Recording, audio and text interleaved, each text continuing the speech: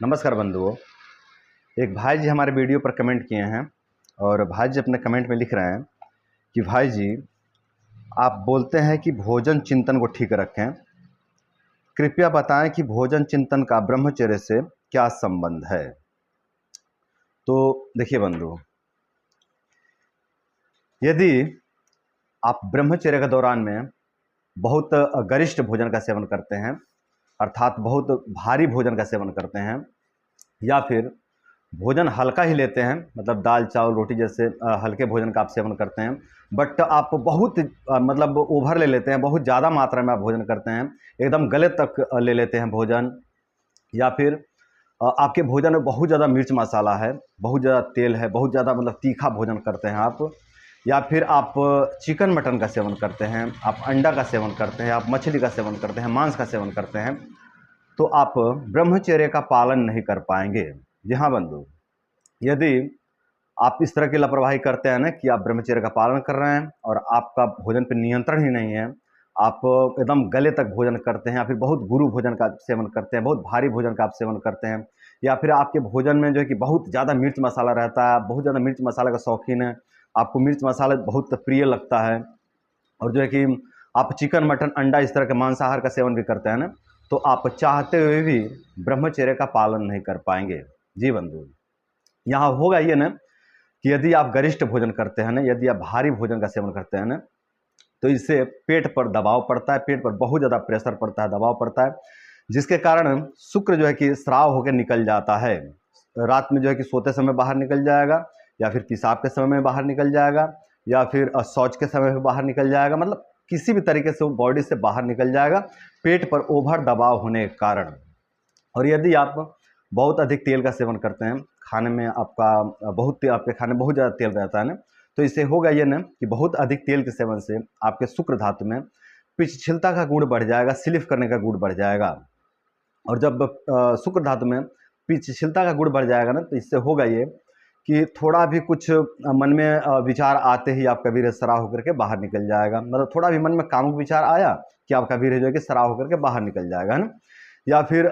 रात में जो है कि सपने आएंगे इस तरह से, है ना, पिछलता गुण तो बढ़ गया है, यानी शुक्र किसी न किसी तरह से बाहर निकलना है, और किसी न किसी तरीके से बाहर निकल जाएगा, तो शौच के समय पे, या तो पेशाब के समय पे, या तो सोते समय सपन दोष के माध्यम से, है ना।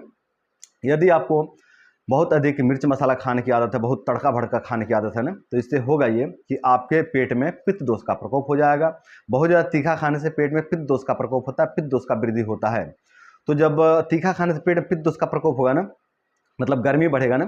तो इस गर्मी से, इस पित्त दोष के गर्मी के कारण जो है कि आपका शुक्र कमजोर पड़ जाएगा, शुक्र जो है कि दुर्बल पड़ जाएगा गर्मी के कारण, पित्त दोष के कारण। और जब शुक्र धातु दुर्बल पड़ जाएगा, कमजोर पड़ जाएगा ना पित्त दोष के कारण, तो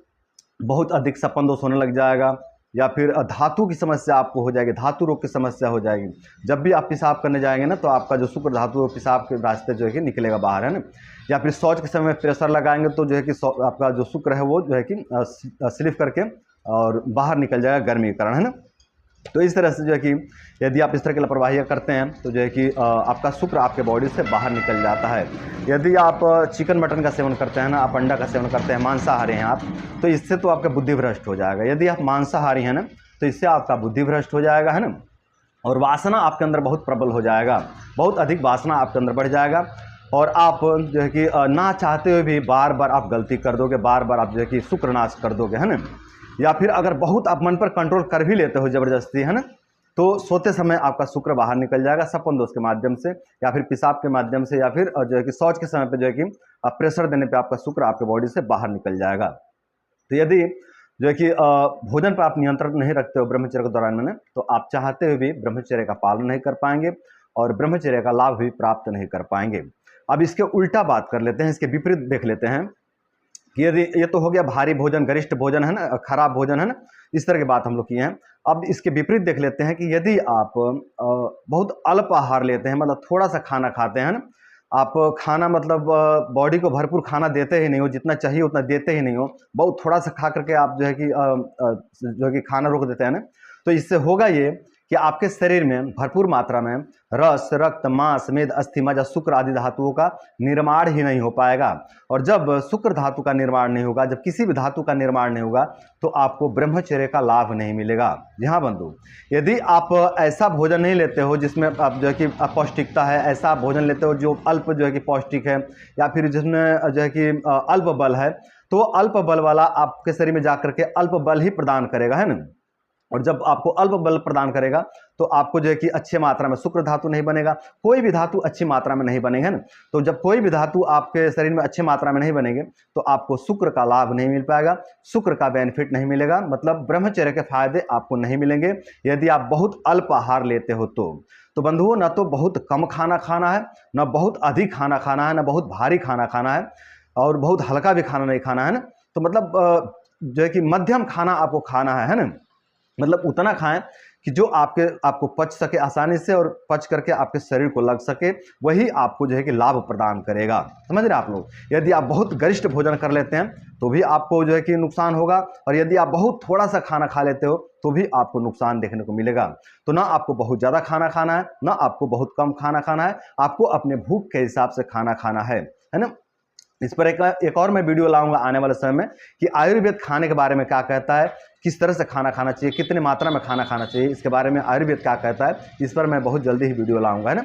तो ये तो हो गया भोजन की बात, है ना। अब बात करते हैं कि चिंतन का ब्रह्मचर्य से क्या संबंध है ना। तो देखिए बंधु, और ये वीडियो मैं किसी एक भाई के लिए नहीं बना रहा हूँ, मैं सभी भाइयों के लिए वीडियो बना रहा हूँ। जो भी भाई इस तरह की लापरवाही कर रहे हैं, गलती कर रहे हैं, वे सभी भाई ध्यान से सुने, भोजन वाली बात भी और चिंतन वाली बात को भी ध्यान से सुने, है ना। तो अब बात करते हैं कि चिंतन का ब्रह्मचर्य से क्या संबंध है ना। तो देखिए बंधु, यदि आप ब्रह्मचर्य का पालन कर रहे हैं और जो है कि आपके चिंतन पर आपका नियंत्रण ही नहीं है, आप जो है कि कुछ भी उल्टा पुल्टा सोचते रहते हैं, मतलब आप अनेकों प्रकार के भय से जो है कि भयभीत हैं, अनेकों प्रकार की चिंता से जो है कि चिंतित हैं, मतलब कोई चिंता नहीं है फिर भी आप चिंतित हैं, कोई भय की बात नहीं फिर भी आप भयभीत हैं ना। या फिर छोटे छोटे बातों को लेकर के आप बहुत ज़्यादा भयभीत हो गए हैं, छोटे छोटे बातों को लेकर के आप बहुत ज़्यादा चिंतित हो गए हैं, आप बहुत ज़्यादा उदास रहते हैं, बहुत ज़्यादा निराश रहते हैं, बहुत मतलब दुखी दुखी सा आप बने रहते हैं, बहुत शोक में रहते हैं ना। तो बंधु, यदि इस तरह की आप लापरवाही करते हो ना ब्रह्मचर्य के दौरान में, तो आपको ब्रह्मचर्य के बेनिफिट्स प्राप्त नहीं होंगे। जहाँ बंधु,